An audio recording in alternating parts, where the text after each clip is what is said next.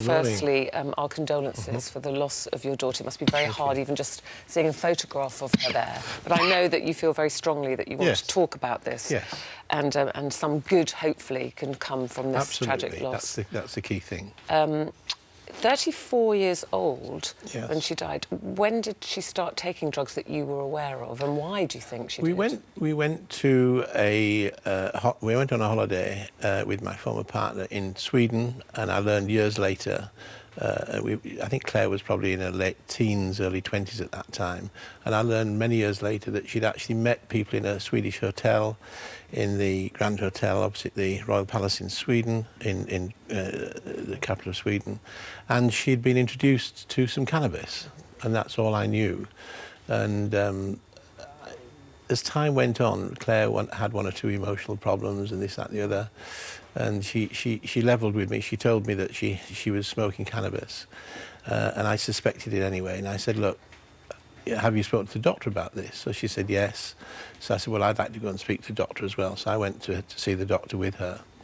And the doctor convinced me that, in the short term, if cannabis was helping, that's what they were happy with.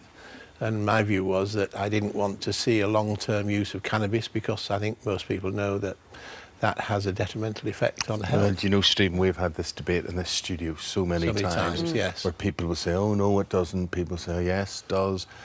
But there must have been, as a dad, as someone close to someone who was loving her and monitoring her as to what was going on, that you saw a change. There must have been a tipping point where you think, is this now spiralling out of control? A mental health gradually began to deteriorate, and the problem was, Eamon, that it wasn't just she'd got pregnant when she was 17, she had a beautiful child, etc. She had a second child when she was a bit older. Two different guys, but both of those gentlemen were the people who had a bad influence on her. And as a parent, I was in this kind of dilemma: do I try and take her away from someone that she says she loves but is a bad influence, etc., or just monitor it and see if we can manage it through? And you must have felt very helpless at that point. Not helpless, because I was involved in speaking to the psychiatrist, I was involved in speaking to the doctor, I spoke to social services, explained my concerns there. And we felt at one point there was a period of time where it was better that, in fact, the children were went to live elsewhere. So that my daughter could have a little bit of a respite. As it happened, when Claire was, when the youngest child was only 3, the father of the youngest child took over responsibility through the courts, albeit, for my eldest granddaughter. But then she came back about 2 or 3 years later. But it wasn't until the second child was born that I began to see that my eldest granddaughter was then being a carer for but as the young you said, one. it did spiral. Yes.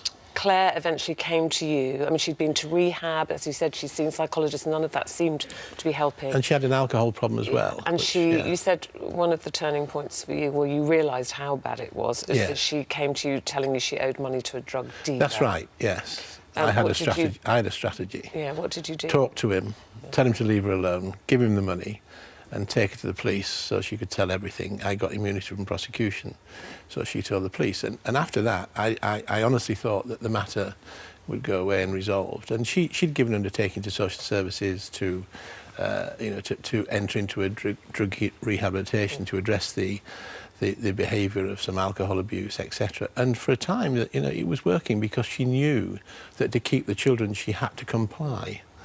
But this was an intelligent young woman, and she'd been studying for a PhD, and so had got herself into a terrible mess. Yeah, which shows it can happen to anyone. Anybody can be gripped with this.